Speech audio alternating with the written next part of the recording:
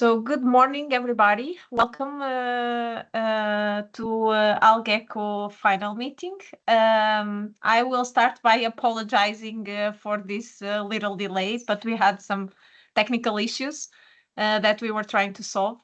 It's a pleasure to host this meeting and to see so many people interested on the results that we obtained during this project. So today we will share a little bit those results. What have we found out? How did the project came in place to start with? What did we find out during these 4 years of execution, and how we are going to move ahead. To start with, we thought it would be interesting to start with the problem itself. How did the idea for this project came in?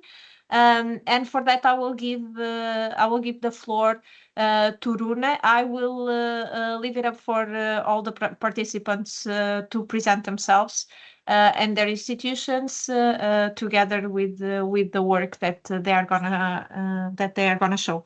So Rune, the floor is yours. Okay, yes, thank you. Should I try to share the presentation myself now? Yeah. Please, yes. Otherwise, I can do it for you. Oh, no problem. Yes, we can see it. Before you start, just one quick note. If you have any questions, please drop them in the Q&A box, and I will go through them during the presentation. So just leave the questions there. Rune, sorry. You can move ahead. Yes, okay, I will tell you a little bit about the motivation for the project. I work as a development engineer at Veas, and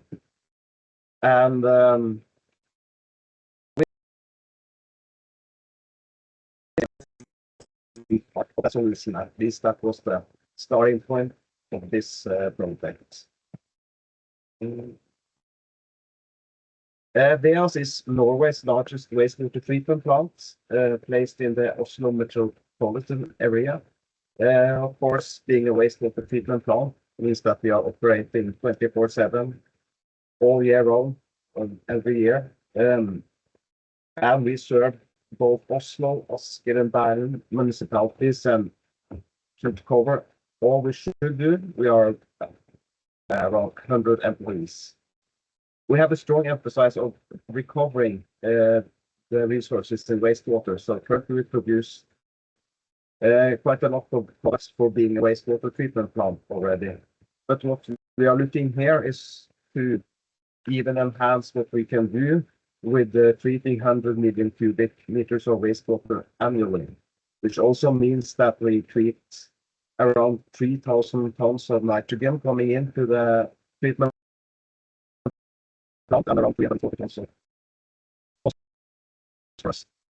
So I will not go into the detail of the treatment process, but what is of interest here is that we remove around 90% of phosphorus and 70% of nitrogen to avoid eutrophication in the recipient, the Oslo field. And we even treat more. We treat around 80% of the nitrogen, but still not we, actually the city, but after the process, there's still 600 tons of nitrogen and 25 tons of phosphorus going into the Oslo field. So with this in mind, and having this vision that we should do maximum societal benefit from the treatment plant, we can start off thinking it's a bit alternatively and say, there are resources left when we have treated the water. So if you look at this a bit philosophical way, we can say that pollution is the resources that are not harvested. So why not? Although we have done quite a tremendous job already. So then we have this concept that we can apply the microalgae for what you could call polishing of the wastewater through harvesting instead of yet another bacteria step. And in that way, we will utilize low-value internal resources, as shown here, the nutrients, some CO2 from the biogas, and we could even treat internal streams of water. And in that way, we could, in theory, produce sustainable demanded products, meaning at least a little bit more treated wastewater, depending on how much is treated by the algae. We could produce an algae biomass, in theory, which is investigated here, or produce more raw material for anaerobic digestion, which would mean more biogas and nutrients taken up by the microalgae will come into the biosolids and be made available.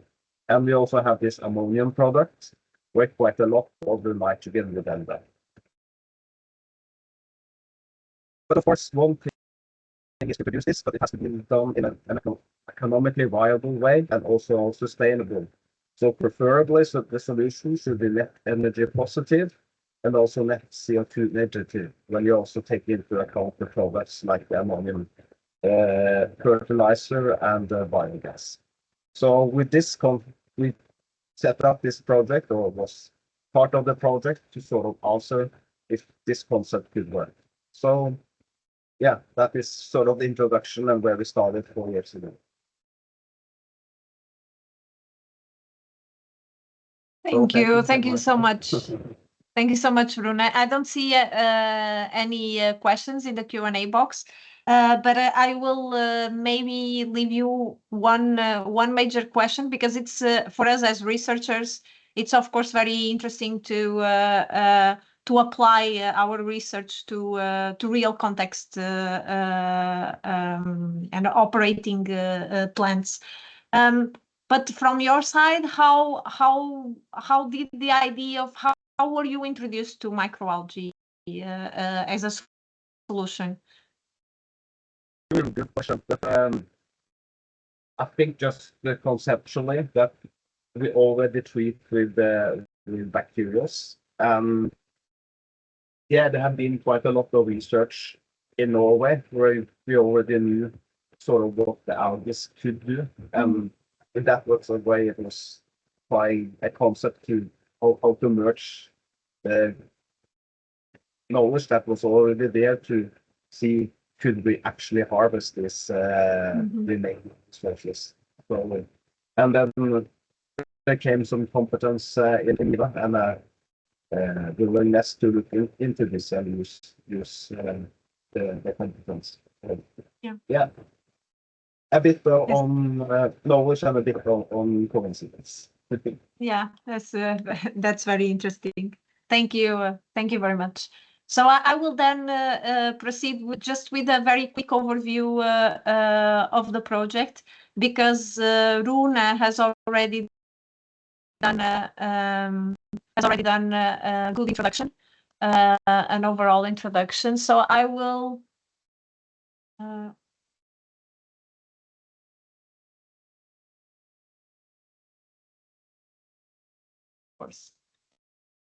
So I will quickly.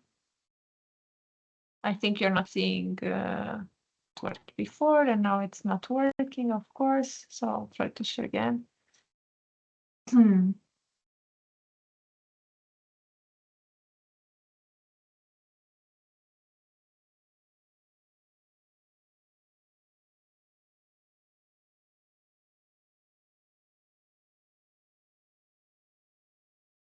I think are you seeing my presentation, Viviana?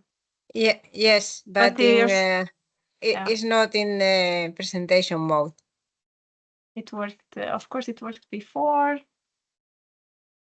So what I can do, okay, I'm not showing any results. I will show the concept of the project. So what I will do is that I will keep it like this.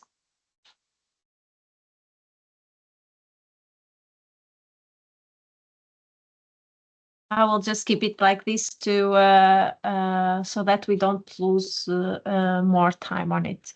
So building up on what Rune just said, what we did as a group was that we put together all of this. We put together these needs and all of our expertise and a group of people that were complementary.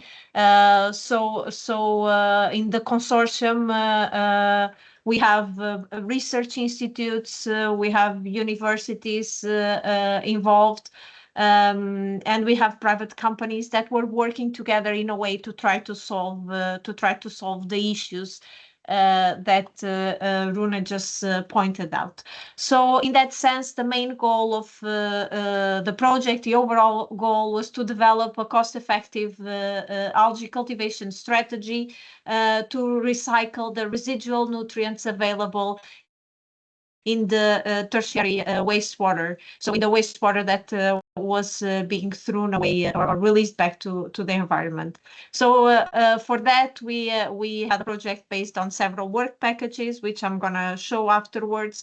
But the secondary goals were to select among 2,000 available strains, the ones that would be more suitable to grow in this tertiary wastewater. So NIVA hosts culture collection with more than 2,000 strains, from which we can select the most interesting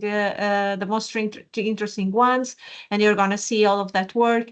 We aim to optimize the cultivation of those microalgal strains indoor to produce dense inoculum to maximize the productivity of these strains in the wastewater at the pilot scale. So we run some experiments at the pilot scale as well, and to valorize the biomass produced in different markets. So with that, we would end up reducing the amount of nutrients disposed annually into the fjord to close to depletion. So the project was organized in 5 work packages, 5 technical work packages. Each one of the work package leaders will do a presentation after me. So you will hear a little bit the results that came out of each one of the work packages. And those were focused on the algae cultivation, both in the lab and at the pilot scale. They were focused on utilization of the biomass for 2 markets, the agriculture market and as a biochar. And we ended up with a sustainability and feasibility analysis of the entire process. So with that, that is from me, and I will give the floor to Christian, who has the first presentation on strain selection and growth. Yes. Well, thank you for that, for the introduction. In the first work package, we looked at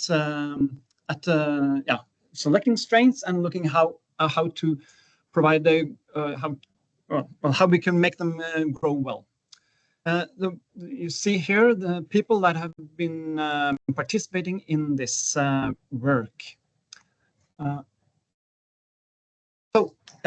The main purpose of the whole project was to use microalgae to recover nutrients from wastewater and to use this biomass as a resource.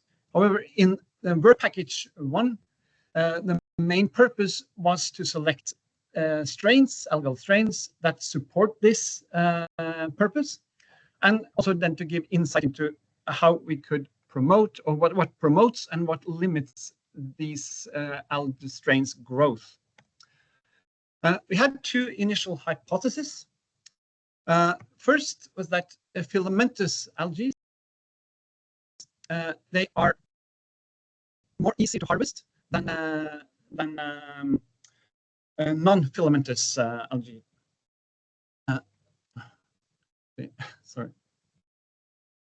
And there's also a hypothesis that a co-culture, meaning that you have several species grown together, that they will be more resilient and flexible than a monoculture. So we had a set of criteria for this selection. First, of course, they need to be growing rapidly in the Veas effluent.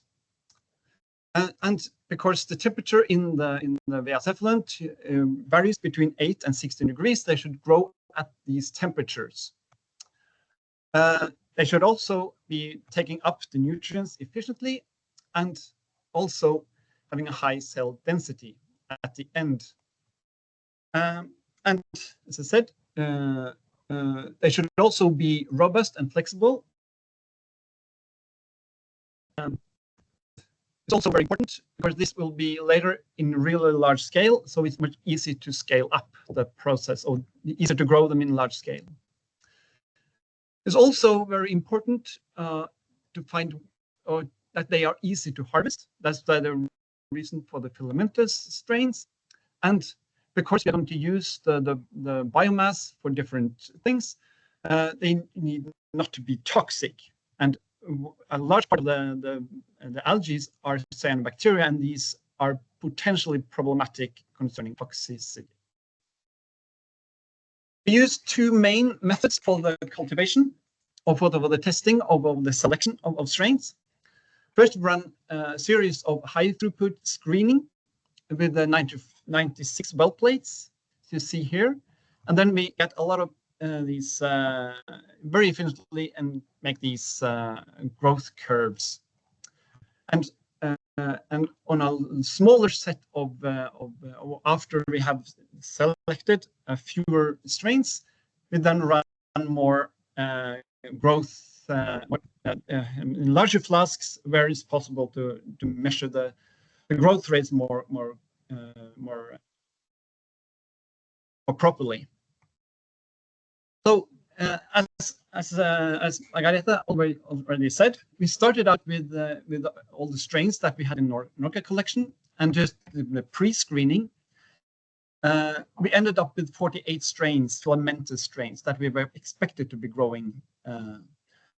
And then we did some initial growth tests in this high throughput screening, and ended up with 17 strains, and then further a refinement of the growth calculations ended up with 6 strains. And these we took over in the next phase, where we first did some more tests with different temperatures and light conditions and nutrient conditions, and ended up with 3 strains for polyculture testing. And these, when you run these, we ended up with 2 final strains. And these 2 strains you see here, there's one Stygiocolonium K0018 and Odigonium voucheri K0094. Both of them grow both planktonic and as benthic organisms. Stygiocolonium is supposed to be very robust, while Odigonium has a high affinity for absorbing heavy metals. We'll look at the growth, response that we've seen, in that the light conditions that they prefer seem to be between 100 and 150 micromole per square meter per second. And apparently the Odigonium was apparently less temperature dependent. Some important observations. It is really challenging to monitor the growth of filamentous algae because they are not very homogeneous, especially then at small volumes. Also, Stygiocolonium defragmented at low pHs, so we had to keep a higher pH to be able to easily harvest them. Yeah, and also the strains seem to accumulate phosphorus intracellular when they were growing in the rich medium, meaning that when we were growing them in the Veas effluent, carrying them over to the Veas effluent, it was easy that we have carryover nutrients both in the medium but also intracellular.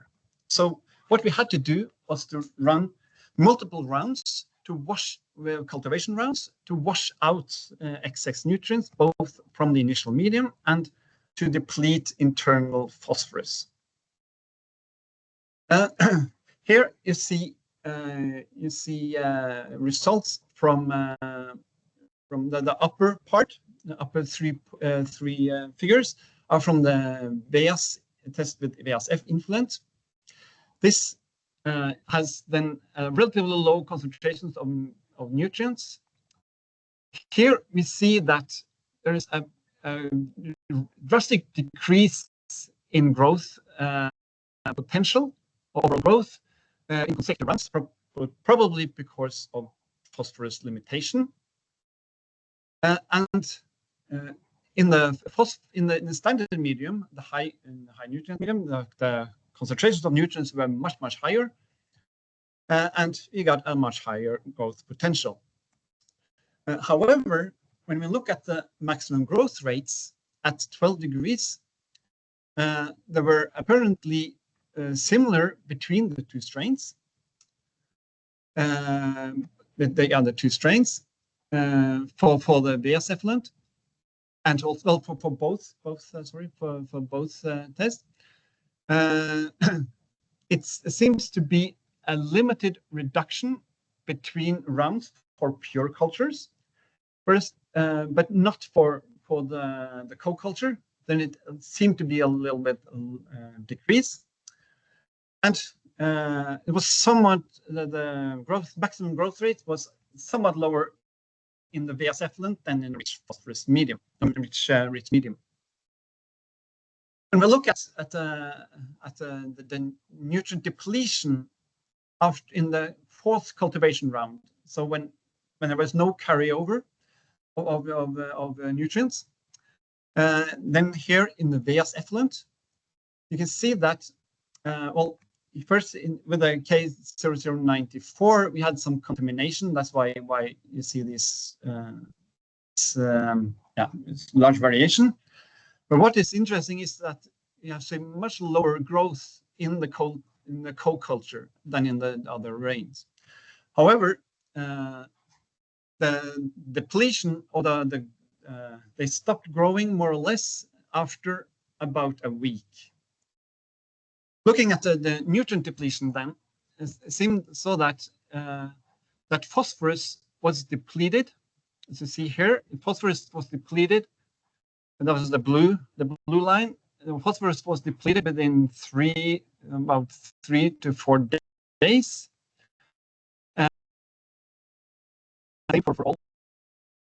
For ammonium, the depletion was not complete. Only, well, there was still ammonium left, and well, at least for the K0018 and the mixed culture. And for nitrates, it was still a lot of nitrate left in all cultures. One minute left, Christian. 1 minute. Yes. Yeah. So in the rich medium, the growth maximum, or the growth was same in the co-culture as the others. Here, it stopped after about a week, and here both in phosphorus and nitrogen depleted in about the same time, and this seemed to also be the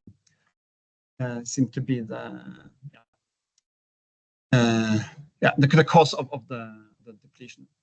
So looking at the harvest yields, the biomass production was about 10 times higher for the rich medium. However, the nitrogen content was a little bit higher for the growth in Veas effluent, and more or less the same in phosphorus content was more or less the same in both types of medium. Looking at the NP ratios, it was much higher in the Veas effluent. It was very low in the rich medium, and this is very low nitrogen phosphorus ratios for this medium. What's interesting also here is that there seems to be a lot of waste of phosphorus for the rich medium. So main takeaways, two filamentous algae were selected.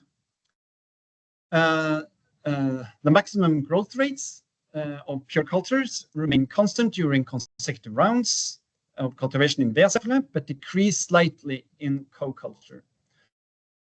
And somewhat lower growth rates than in rich medium. Phosphorus is depleted in 3 to 4 days, both in Veas effluent and the rich medium, probably because of declining growth rates, and ammonium preferred over nitrates in the Veas effluent. The biomass yield was about 10 times higher in the rich medium, but relative P content, phosphorus content was similar, and relatively nitrogen content higher in the Veas effluent. So, and thank you, Christian. Thank you very much. We are a bit over time. I also see no questions here, but while Liang joins and starts sharing his presentation, I want to ask you. Well, I have two quick questions. So first of all, is the fact of having many strains to choose from something a bless or a curse? So something very good, or it's something that hinders back the progress? And then I would like you to ask a bit, because you talked about Stigioclonium being defragmented at low pHs. So if you can explain a little bit what that was about. And meanwhile, I will ask Liang if he can start sharing his presentation. Yes. What we saw was that the algae they grow by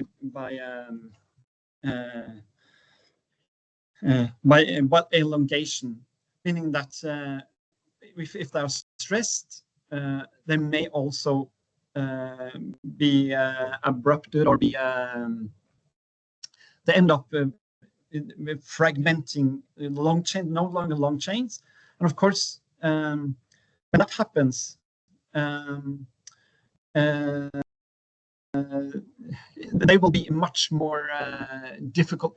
They will not be as filamentous. They will go through sieves and things like that.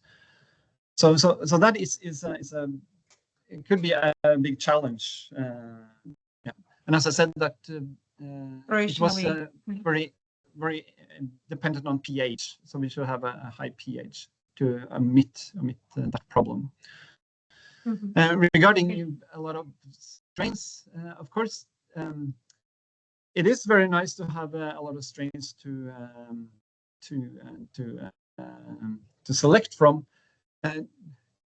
It is more a challenge to find out how to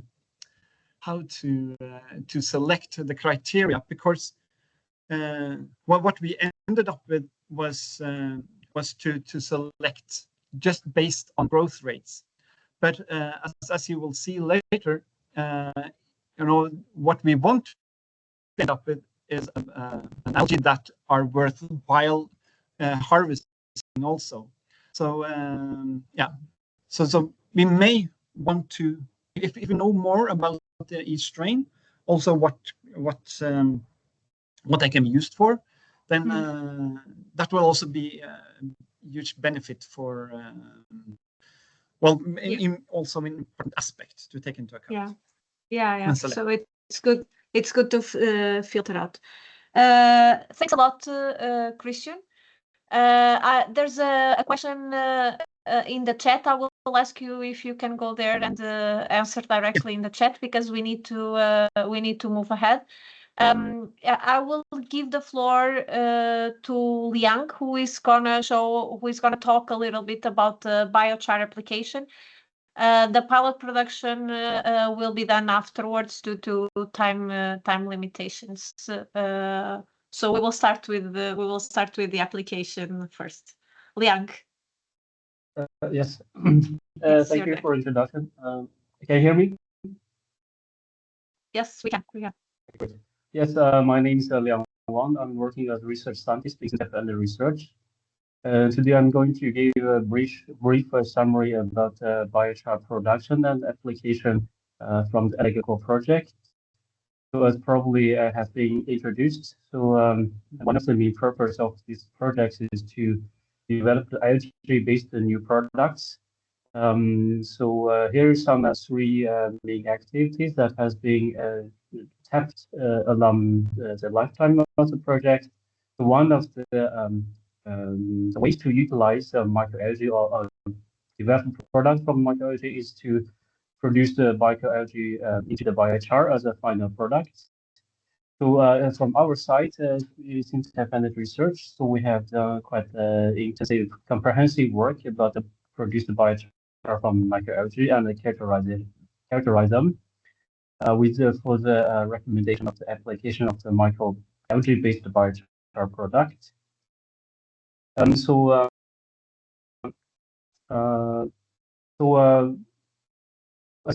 you might know, so it is possible to cultivate the microalgae with using, CO2 as a kind of atmosphere, so that can remediate the CO2 from the atmosphere. And also, if we consider use the wastewater as a kind of environment for cultivation of microalgae, so microalgae can capture the nutrients or inorganic elements in the wastewater. And then the cultivated microalgae can be converted into the biochar through a process named the pyrolysis. So for the pyrolysis process, it's a kind of thermal decomposition of the biomass. It's probably the organic part of the material at elevated temperatures, normally from 300 degrees to 700 degrees, with no presence or with little presence of the oxygen. And then the main products from this process is the biochar. That's a lightweight and black solid residues. This biochar has quite unique properties. That there's been great interest to use the biochar for different applications. So the biochar can be used, for example, for the soil user and for carbon sequestration. If we can bury the biochar into the soil, since the biochar is mostly has quite a high stability in the soil, so that means we can further reduce emission from the bio-based materials.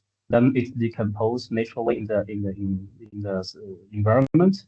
So we slow down release the CO2 from the bio-based materials. So in such a way, with combination of the CO2 aided cultivation and also utilizing the biochar, we can realize the remediation of the CO2 in the atmosphere.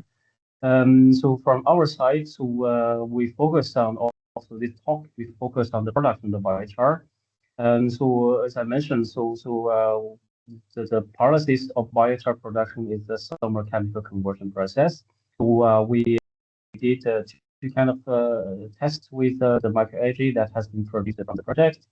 So first we did a batch scale pyrolysis test with the microalgae at in gram scale, and then we have a laboratory scale reactor that can load over 100 grams of sample with produced biochar, and also monitoring the gas released from the decomposition of the biomass along the increase of temperature.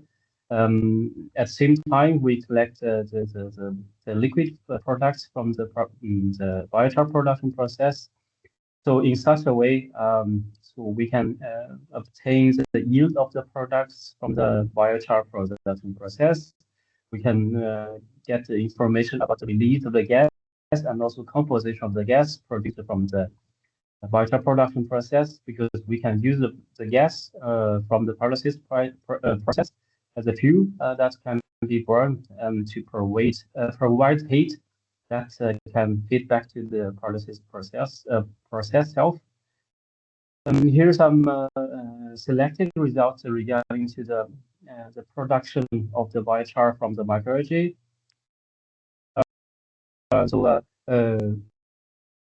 First, as you can see from the left figure, you can see that the yield, I mean the solid yield of the biochar from from the microalgae is around 22 to 35%, depending on the pyrolysis temperature.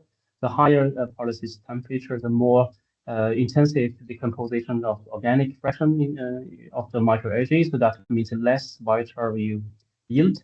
So for our study, we also use the CO2 as kind of pyrolysis agent to produce the biochar.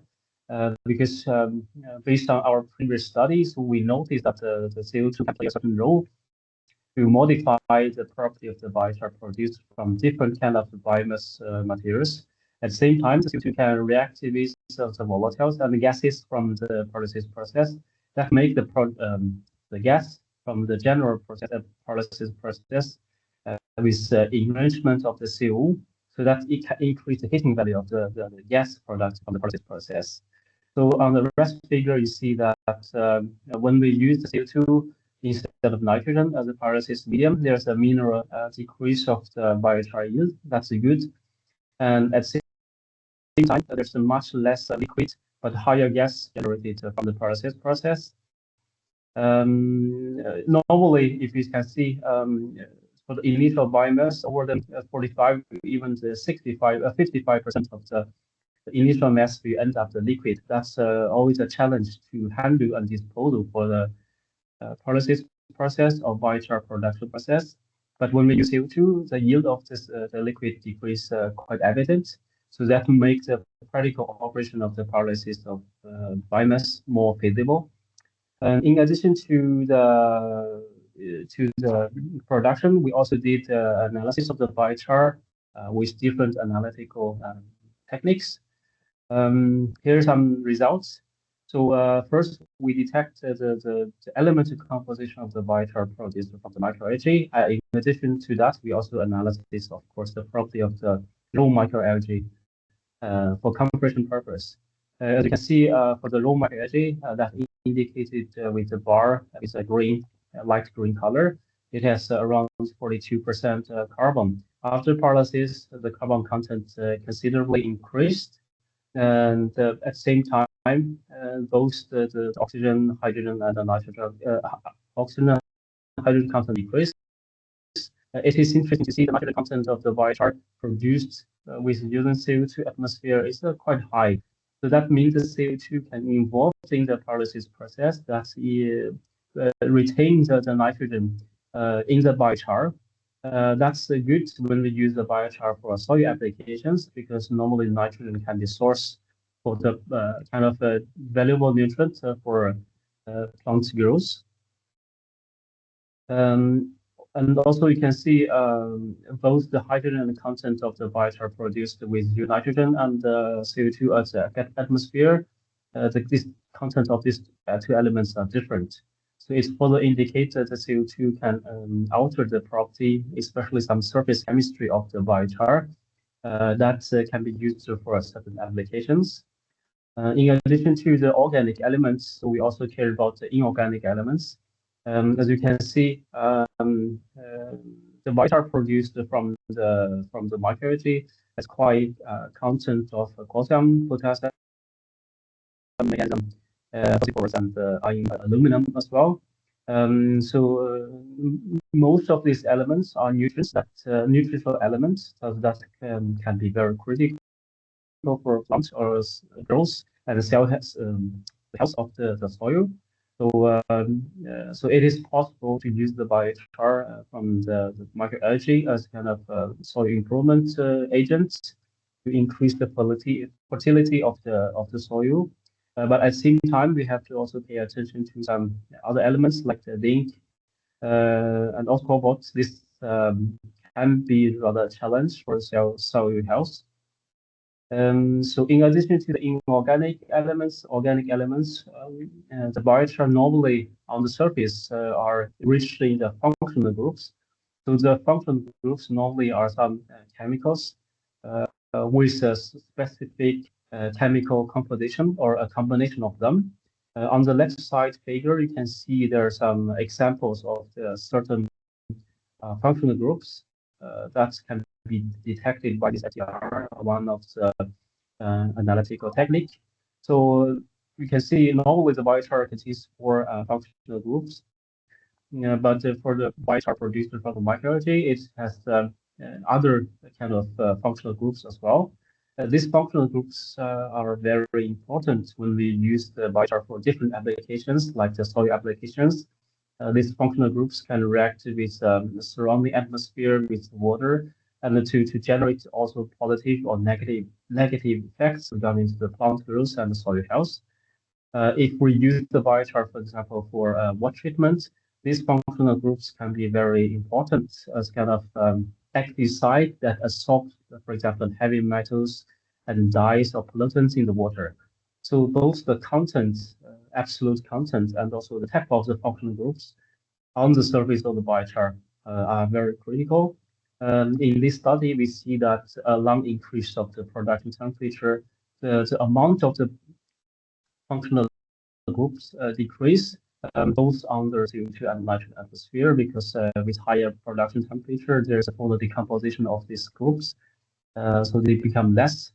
But it is interesting to see with using CO2, there's more functional groups were observed from the surface of the biochar from the microalgae. So in addition to the surface functional groups, the other property of the biochar that we care about. So as I mentioned, there's the biochar from the microalgae. 1 minute, Liang. Okay, 1 contains minute. inorganic elements. Yes, and then we see there's a different these elements present at different crystalline phases. So that we decided all of the biochar for different applications. And the last I want to show the scanning electron microscope of the image of the biochar produced from algae. So they more or less preserve the initial hollow structure, and then do not have a high surface area as we observe from other biochar. So we have further study on that. But in the end, so the general, the biochar has unique properties with surface area and porosity and also surface functional groups. There's many applications of the biochar, and due to the time limit, I do not want to deep into more. But one thing I can mention for the microalgae biochar, it has a high content of inorganic elements. It can be very valuable for certain applications, considering that can be beneficial for different processes and end users. Okay, that's all. Thank you. Thank you, Liang. One question I had here for you was exactly about these applications, because you mentioned the soil enhancement application, which is also, it's good in the sense that the micronutrients,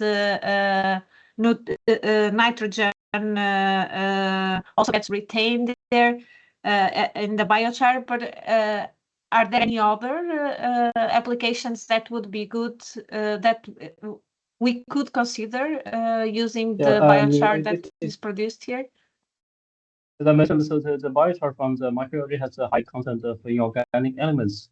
So this biochar can be as a good candidate for a catalyst that's used for chemical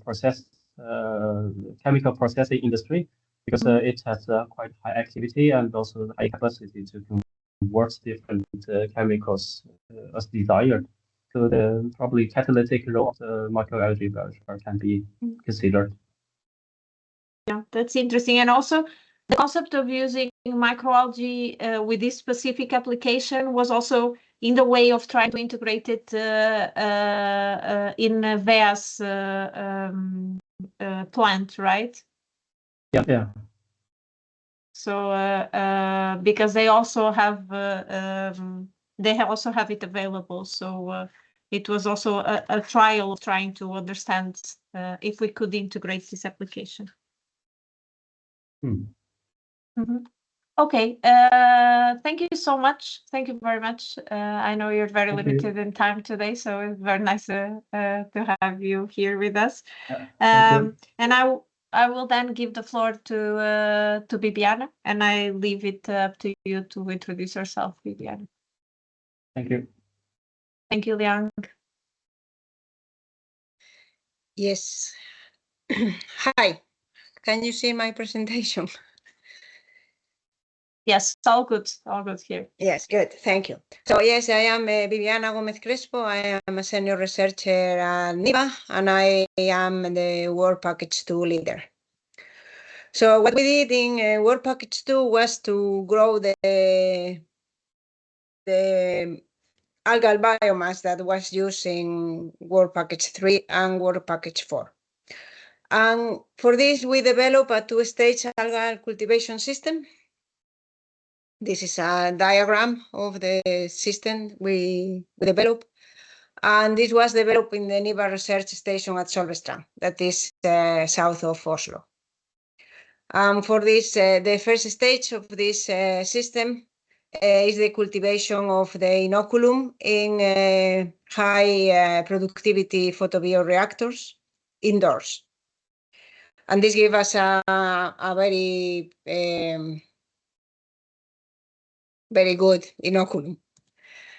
And the second stage was to cultivate the algae used in the wastewater and this inoculum in outdoor raceways. And we have two open raceway ponds. We built a greenhouse around them to increase the performance of the raceways, and where we could add lights, and there was possibility for heating. So now the cultivation of algae, there are three general modes of cultivation of algae. Those are batch culture, semi-continuous culture, and continuous culture. So an algae culture has four phases. The first one is a lag phase. The second one is an exponential phase where there is active growing. Then we go to a stationary phase and the decay phase. And what we want in high efficient systems is to harvest at the end of the exponential phase. So in a batch culture, we fill the raceways with water. This is what we did in the first rounds of optimization. We fill the raceways with wastewater, and we add the inoculum, and we aim to harvest at the end of the exponential phase. And once we harvest, we collect all the culture, and we start again to produce more biomass. We did this 6 times. We use high and low concentration of inoculum. We saw that the algae that was selected in Work Package 1 was able to grow in the wastewater, in the raceways, and the nitrogen was consumed. And we also observed that the productivity was not related to the quantity of inoculum we added. There is in the semi-continuous culture, the aim is to maintain that exponential phase as much as possible. So what happens is that we fill the raceways with water at the beginning, and then in intervals we harvest part of the culture, and we add new wastewater so the algae can continue growing. And that is what we did in the second round of optimization. In this round, we exchanged water 4 times, 25% of the water exchange. And we saw that the algae was able to grow in semi-continuous mode. So after that, we passed to the third task, that it was the pilot testing and the biomass production. And for that, we used this semi-continuous mode of cultivation. We did 4 rounds. This time we exchanged about 40–50% of water twice a week. We observed that the biomass densities reach a maximum during the first week of cultivation. So I didn't explain this, but these are dry weights, grams per liter of dry weight of harvested culture. So we observed that the biomass densities reach a maximum during the first weeks of cultivation. We treated a total of 9,000 liters of wastewater. we saw that between 0.02 and 0.04 grams of dry algal biomass can be produced per liter per day. And the total dry biomass theoretically produced in 2023 was 3,800 grams, but we only collected 1,500 grams due to poor harvesting, the poor harvesting method we had. And in 2024, in the last round we did, we saw that it might be possible, in this, you could see in this graph, it might be possible a continuous mode of cultivation, that this is the highest efficient mode of cultivation, where you harvest and add water continuously to the system. In the pilot test, we also had a nutrient analysis, and we saw that the culture consumed the nitrogen. The total nitrogen was reduced to almost zero in the wastewater, and that the phosphorus was below the detection limit in the wastewater, and that probably the algae was using the phosphorus stored during the inoculum cultivation, as was explained in work package 1.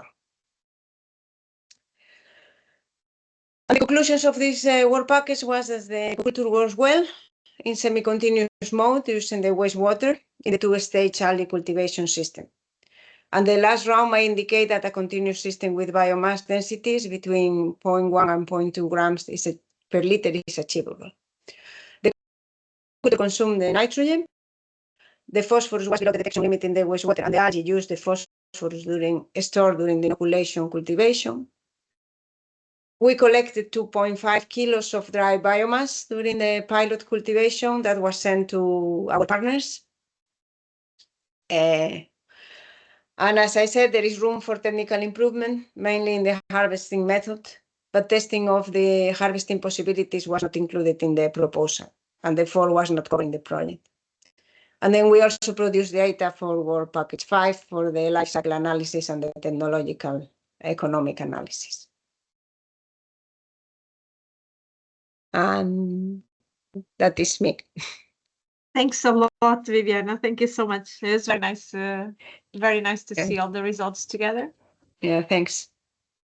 I'll start with the question about cultivating algae at the pilot scale in Norway. Is that a challenge? Yeah, it is. It is maybe not the light during the cultivation period, but the temperature for sure. So you were growing, we were growing algae not winter time, right? No, it was spring and summer. Well, we did grow in November in 2022, and then we used the LED lights to grow. It was the last batch trial we did. Yeah, and so you showed results of initial tests in batch mode, and then you moved to semi-continuous. Why did it change? Did this change happen? Because we were looking for the increasing the efficiency and making we were looking for a continuous system. So thinking more in Veas when they produce the wastewater, to continuously be able to use that, produce wastewater, clean it, and then produce the biomass in a continuous mode. So we were aiming to be able to do it continuously, or that is the aim, to do it continuously in the Veas setting. So continuous was also well. The batch mode was to try to understand how the system. How they say, and to practice. Yeah. Okay. And you also mentioned that at some point that the productivity. So you saw that the productivity is not related to the concentration of the inoculum. But that has a limitation, no? Well, yeah, of course, you need to have enough inoculum. 2 cells are not enough, right? yeah, 2 cells won't be able to it will be very diluted. There's a question here in the chat asking how did you define the harvested volume for when you were growing semi-continuously? No, semi-batch. Yeah, we did several. So we started harvesting the 25% every day, and we saw that the culture was not doing very well. So then we did several trials, and at the end we find out that harvesting between 40 and 50% every 2 times per week was the best approach to maintain the culture growing during some time, so it wouldn't crash very quickly. So we needed some retention time. Yes, yeah. So Yes. the volume was defined adjusting. Yes. So you tried Yeah. and you started adjusting. Yeah. It was defined like that. We didn't have other way to do it. Yeah. Yes. And then someone is also asking, how did you measure the growth with this kind of algae? This is quite difficult because they make clumps. Yeah, Christian has mentioned before also. Yeah. So it's a bit difficult to do it. So we took the water and we just filter it and do dry weights. But we try to have an homogeneous, the most homogeneous as possible volume. And a big sampling. So the samples were quite big as well, right? Yes. Yeah.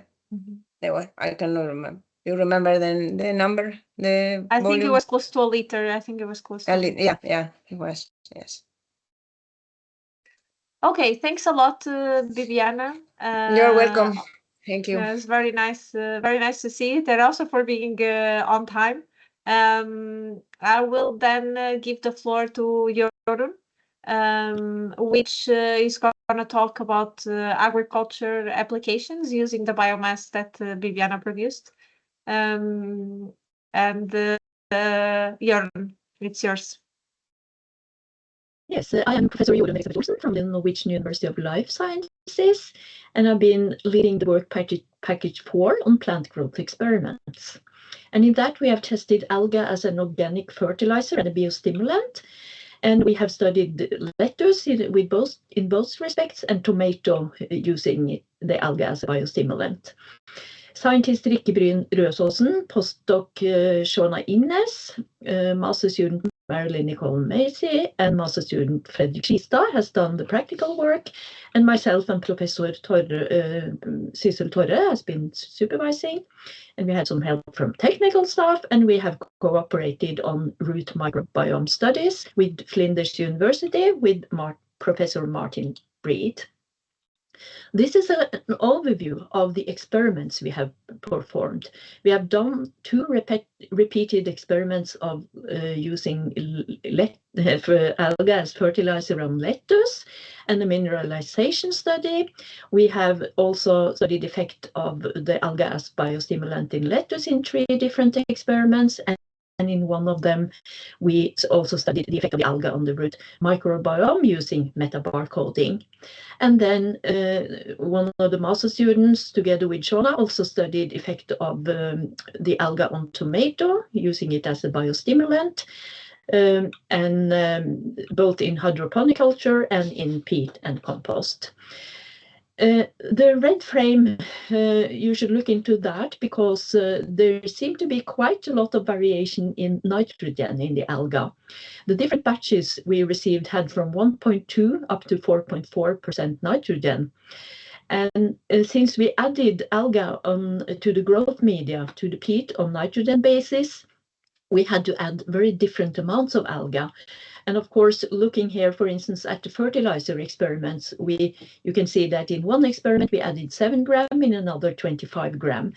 And of course, this also does something with the texture of the growing media. Oh, sorry. Sorry, pushed the wrong button. So far, 2 master theses has come out of it, one in 2023 on tomato and one in this year on lettuce. And we are writing on scientific papers that we hope will come up out in the near future.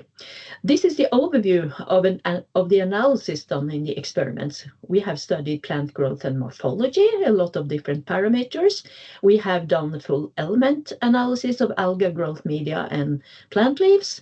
We have studied photosynthesis and photosynthetic pigments. We have studied plant stress parameters, such as leaf injury score in lettuce, antioxidant capacity and reactive oxygen species, chlorophyll fluorescence.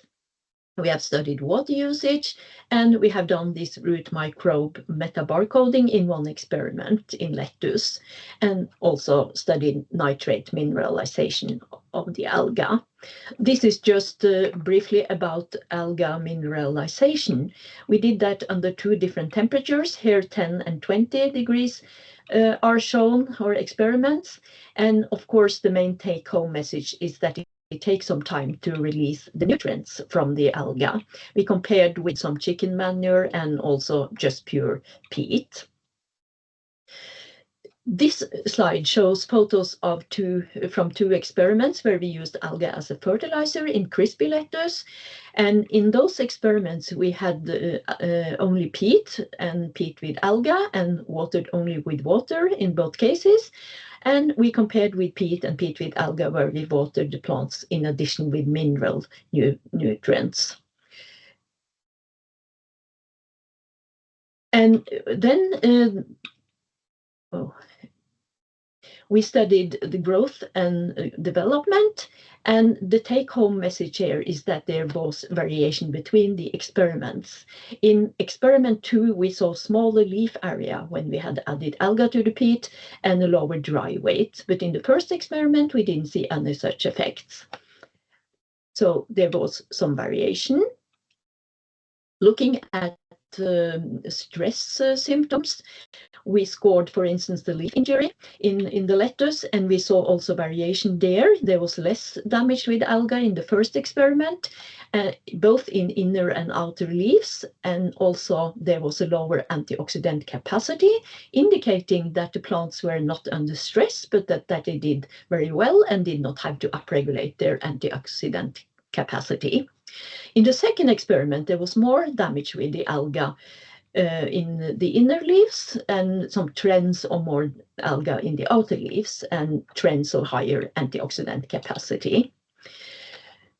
And in this experiment, we used alga as a biostimulant, and we had the same type of growing media, only peat with alga and water with water, and peat with alga, water with mineral nutrient solution. In one of those experiments, we also did a root microbiome experiment and did this metabarcoding, looking into bacteria and fungi. And the growing media were peat with alga, or biochar. And for both bacteria and fungi, we didn't see any difference in the alpha diversity or the effective number of species, but it increased over time in all treatments. But we saw a significant difference between alga and the 2 other treatments in the beta diversity, which is about species similarity. And in that particular experiment, there was no effect of alga or biochar on growth, and no effect of alga on leaf injury or photosynthesis, but there were, unfortunately, some negative effects of the biochar on leaf injury and photosynthesis. And this slide shows alga as a biostimulant in lettuce in the 2 other experiments. And in one of these experiments, there were more leaves with alga, but there were no other significant effects, and no significant effects in experiment 2. And looking at the leaf injury score in the first experiment, there was more damage with alga, but in the inner leaves, but there was no significant effect of alga whatsoever, also not on the antioxidant capacity in the second experiment. So why were there these differences? One reason could be that there were differences in nutrient content in the different alga batches. And this slide highlights the difference in nitrogen content in the two batches we used in the fertilizer experiment, 4.4% nitrogen and 1.2%. And there was also quite a big difference in carbon to nitrogen ratio in the different alga batches, ranging from 9.7 in the first batch and the 33.2 in the second batch that was used for fertilizer experiment, and still other numbers for the alga batch used for the mineralization study. So to summarize then, so this slide shows all the differences that we found, but the take-home message was that there was variation between the experiments. And why was it so? Could be due to the different amounts of alga in the peat. We added much more alga in the second fertilizer experiment than in the first, and that may have done something with the structure of the growing media. Different levels of micronutrients or toxic elements could have been the case, or at least we saw some differences. I don't have time to present and go into all these things now, but there were differences, and there were differences in carbon-nitrogen ratio in the different alga batches. And I could mention also that for the tomato experiments, there was a positive trend of alga on growth in peat. But when we did a study where we used hydroponic culture, there was actually negative effects. And one such thing, negative reason for the negative effect could also be that it takes time to release the nutrients from the alga, and plants that got only alga in hydroponics were very, very small for a long time. And then they kind of were growing more. And this is the main conclusion slide then. So we could say that there were no consistent negative effects of alga in lettuce grown in peat, but there were variation between the different experiments. And in the one experiments we could do with the tomato due to time and money, there were also no negative effects of the alga.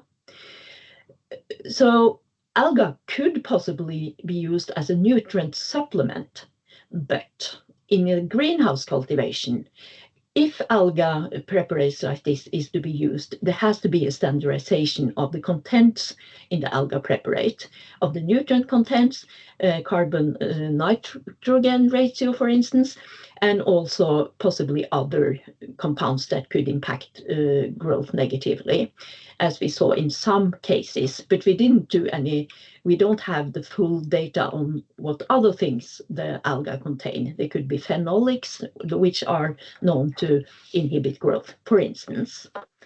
And of course, it would have been interesting to test effects on other species and in the field. So, yeah, thank you.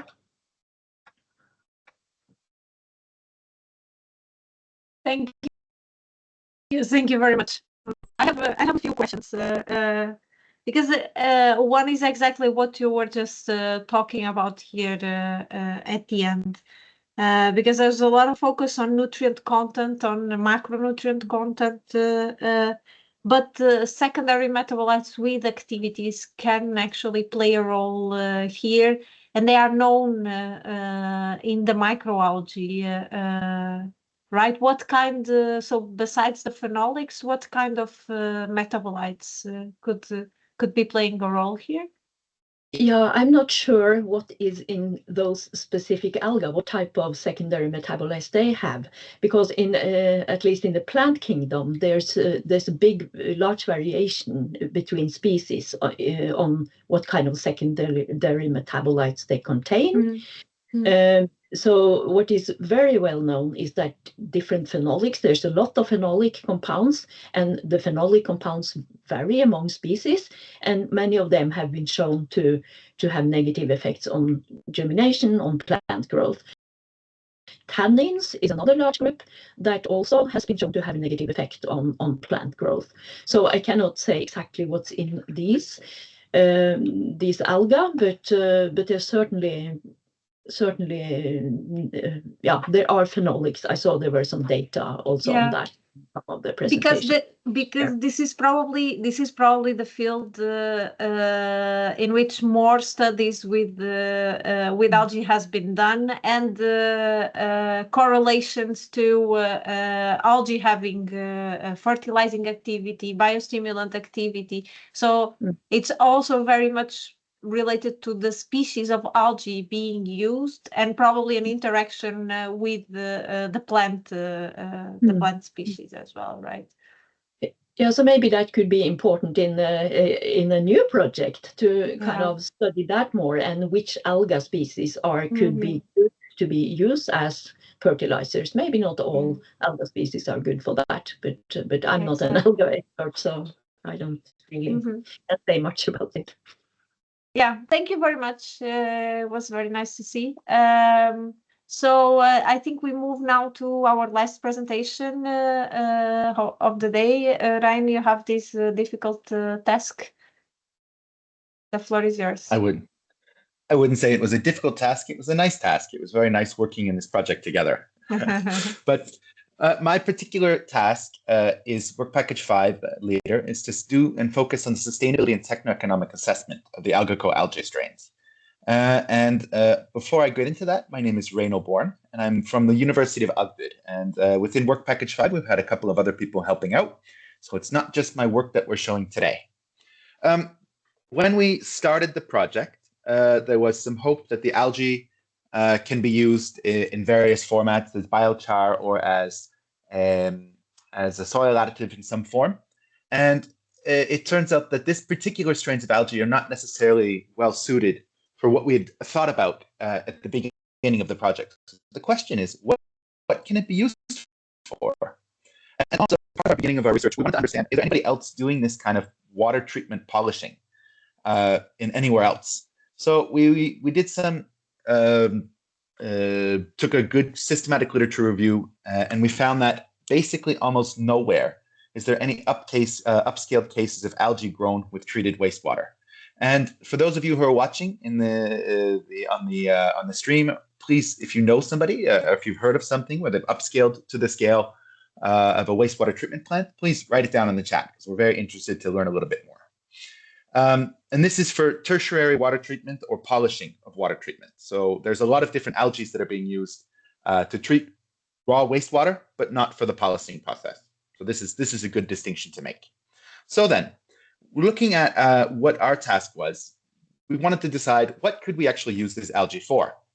And so we thought that the best way that it could be used is to use it in existing processes at the Veas water treatment plant. And this would be for biogas production and their product called Veas soil, which uses the digestate and leftover materials as a soil product. And in our techno-economic and LCA, techno-economic assessment in LCA, we wanted to focus on the net energy production. So understanding when we meet that break-even point for energy from what we put in to what we get out from making biogas, as well as recognizing that one of the most important things about this algae growth is that we reduce the amount of phosphorus and nitrogen released, as well as reducing the amount of CO2 emissions. So this was our kind of basic overview of the model concept. And if we go and we put this into a system format, our laboratory testing, and we put this here, this pointer here, our laboratory testing basically is set up like this. We get an effluent water from the Veas water treatment plant, which is unpolished.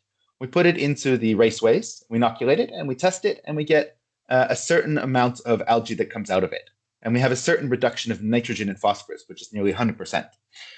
From our laboratory testing that came from work package 2, we had a lot of information on how much availability of dry matter algae there is. And we came to this amount of about 23.6 grams of dry matter per liter algae.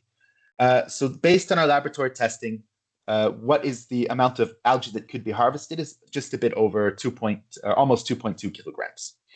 So this is the laboratory testing. If we look at the system at Veas and what it looks like, and again, it's a very, I would say, very basic box diagram, but you have your unpolished wastewater treatment, unpolished treated wastewater going directly into the Oslo fjord. You have treated sludge going into a biogas reactor here. and 2 products coming out with Veas soil and biogas. And this is a simplification because there's dewatering, there's other processes happening here, but these are the 2 main product outputs. And at the Veas plant, there was approximately just under 40,000 tons of Veas soil and a large amount of raw biogas that was produced with a certain rate of biogas production and methane content from that biogas being produced. If we were to basically take the ALGECO concept and grow algae to treat polished wastewater, the system might look a little bit like this. So you have some unpolished wastewater, treated wastewater going to Oslo Fjord, actually most, because you need quite a lot of capacity. And you have some unpolished treated wastewater going into a raceway, producing the theoretical amount of 0.236 grams of dry matter per liter water. Then you release that treated water into the Oslo Fjord, so you've had reduced nitrogen and phosphorus content, and you have algae to the biogas reactor, which you've mixed with treated sludge to do a co-digestion process, which increases the amount of the Veas soil and increases the yield and the output of biogas. And in our model, we made a few assumptions here. So we have assumed within some scenarios that we're not going to be able to polish more than 30% of the wastewater that we have here.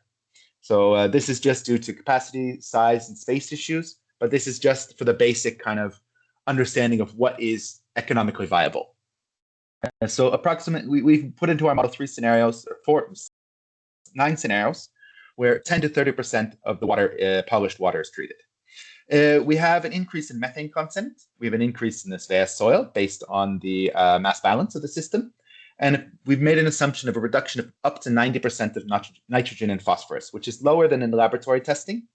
And we've also assumed slightly lower rate of growth of algae versus laboratory growth.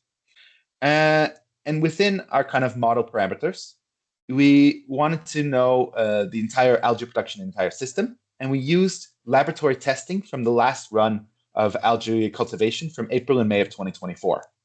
As mentioned before, we didn't investigate biochar production and use as a soil additive in this case, just because the strains were somewhat not as useful for upscaling in this case. So if we look at our figures here, this is the yield that came from the raceway testing, which was about 0.236 grams per liter of algae yield. We also measured the algae energy demand that was used in the laboratory, because it's quite important. It's quite a lot of energy per ton of algae. And this would be if we had the maximum upscaled, if we had 100% of all water being polished with a maximum upscale and expected yield. So we'd have an expected yield if we had 100% polished water of 19,000 tons approximately. But again, this is unrealistic. So we've set up some scenarios where we have our base scenario as a matter of comparison. And we have 3 different polishing rates. So P refers to the polishing rate. So P10 is a polishing rate of 10%. P20 is a polishing rate of 20%. And P30 is a polishing rate of 30%. And we also have energy efficiency measures. So E represents the energy efficiency, how efficient the system is. And E95 represents 95% energy efficient. So it's only using 5% of the energy from laboratory testing. E90 is 10% from laboratory testing, and E85 is 15% of the energy from laboratory testing. So we've done 3 different polishing scenarios with 3 different energy scenarios. And we have a whole bunch of other data to present today. And what we found is that the system itself is very, shall I say, sensitive to energy consumption in the production process. So what we're looking at here is the energy production per year. And in this case, this is how much energy is used for algae production. And this is the net increase in methane. So we see that if you have high rates of polishing, so here it's 30 rates of polishing, the more important thing is actually the energy consumption. So if you have low energy consumption to produce algae versus high energy consumption, you get a lot more gains as a result. So this dark green is the net gain that you would get from the use of algae. But we're also interested in looking at it from, when is the energy break even? What is that rate of energy efficiency we need to produce algae versus what we get from a biogas reactor? And we found this here. So this is looking at different rates of polishing. So at the, this is looking at different rates of polishing. So the darker the color, the dark red, it's less polished water, up towards more polished. And here is from less energy efficient or more energy efficient to less energy efficient. And we find that we get to that break-even point of energy is around 17% energy consumption. That's the break-even. The figure is a bit off, but yeah. So essentially anything on this side of the line, it's less energy used to produce algae than recovered, and more energy used to produce algae than recovered on this side. So it shows that our system efficiency is highly dependent on the upscaling energy efficiency, which means that we have to have energy efficiency in upscaling, and we have to increase, or we have to have increased algae yields, or we have to have a very high rate of polishing. So the most sensitive part of this is the energy consumption. But that's not the only thing that's important here, because it's not just how much energy we can produce, but we're also interested in the net change in what you might get for discharge of nutrients to the Oslo Fjord. So here, with our different scenarios, we have the algae produced per ton of dry matter per year for different scenarios based on polishing rates. So this shouldn't be surprising. The higher polishing rates you have, the more algae you produce. Makes sense. And of course, the more polishing that we do, the more nitrogen and phosphorus we don't release into the Oslo Fjord. So we see quite large gains in reduction of nitrogen and phosphorus with relatively low rates of polishing compared to the base. So it's quite at least an effective tool to reduce. Outgrowing algae is quite effective at reducing the nutrients released to the fjord. If we look at the output of products then that come from these different scenarios, the base scenario here of the Veas soil, they've got just under 40,000 tons of soil. And if we polish and increase, we have an increase of up to, I guess, a little bit more than 45,000 tons of soil produced if we polish 30% of the water. And this is independent of the energy efficiency. As well, we get an increase in methane production. Quite obviously, it's a linear increase. The more that you polish, the more material that you get to make biogas. So obviously, the more methane you're going to get. So you get quite a large increase by polishing of just 30%. And of course, Veas is also interested in their CO2 emissions reductions. So on this is the gross CO2 emissions reductions that come from biogas production. And the dark orange here, this is the emissions from producing the biogas and upgrading it and transporting it. Whereas the green is the light green here is the emissions that you get reduced from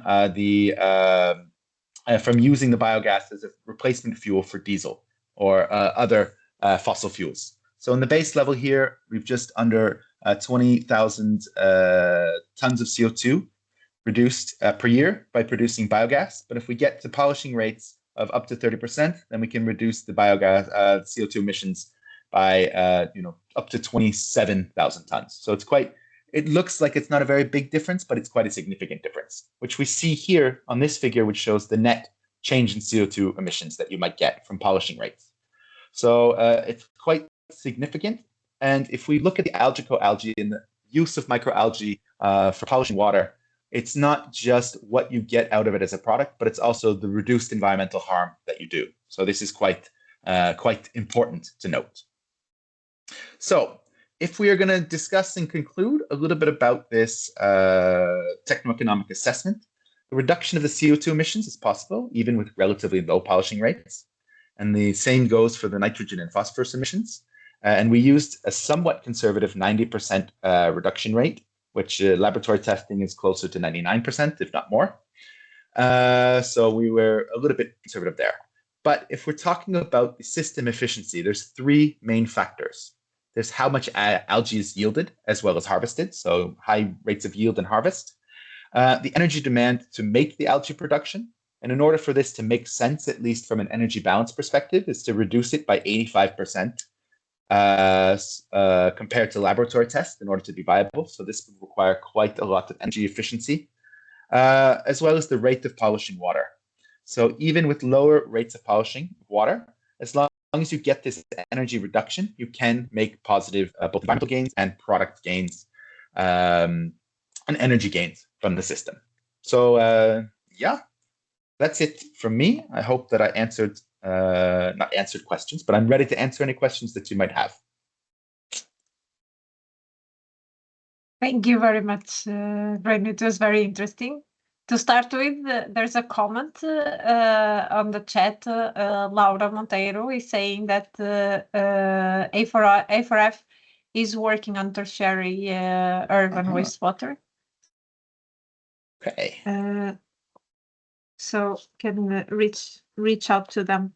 So something interesting here is that it's that usually this kind of analysis, this techno-economic analysis that are usually very straightforward. Here we have this surplus on the environmental or ecologic gain by not releasing the nutrients to the fjord. So that's it's not completely something that we are not able to add to the model, but we have to have in consideration as well, and it's a very important factor, right? Yes, I think it's a quite important factor. And if we think as Veas as an organization, or what their main mission is to treat water, their main mission is not to make biogas or soil. It's to improve the system efficiency and reduce the amount of emissions from their operations. So anything that can reduce the release of nitrogen and phosphorus, especially into the Oslo fjord, is quite important. So it was, I think, in the very first set of slides that Rune showed us, there was around 70% recovery of nitrogen from the sludge that's treated. But if we can increase that by even 10%, that makes a big difference. And so if you polish 20% of the water, you can increase that easily by 10%, if not more like 25% if you're polishing just 20% of the water. So it's super, super important that we emphasize that the main mission of Veas is to reduce emissions. It's not to produce these different products. It's just a bonus if you can make it profitable. Yeah. So someone is asking, have you considered consumption of CO2 by microalgae for the effects of reduction the CO2 emissions? No, we haven't actually. So this is something that I think could be quite interesting. So no, we haven't. So it's more, I would say that the analysis was a lot more, trying to think the word in English, rough. It's a rougher analysis than going to that level of detail. But then there would be some more decrease there, of course.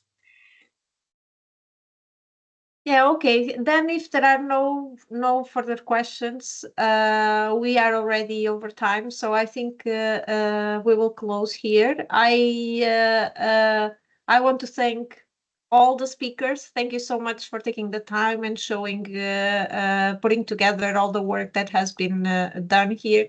Thank you very much to everybody. But I also want to thank to everybody that took some time to come in this room and listening to the results of this project that we've been working on for the past 4 years. So I believe that you have all of your contacts in case you want to reach out. It was very nice. It was a very nice time we spent here together. Thank you all for joining. Bye. Bye-bye. Bye. Bye. Thanks. Bye.